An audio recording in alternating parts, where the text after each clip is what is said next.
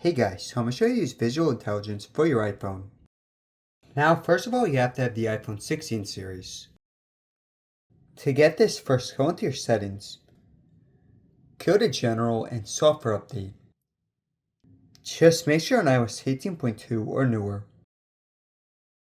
Go back to your main settings page. Go to Apple Intelligence and Siri. Turn on Apple Intelligence. To access visual intelligence, hold down the camera button. Camera control. Just for example, if you want to know about something, just go and take a picture.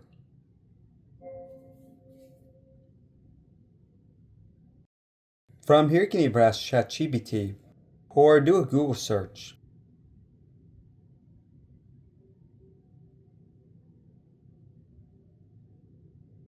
This brought up the exact switch model. We'll also do one with ChatGPT. Just turn on ChatGPT if you haven't already.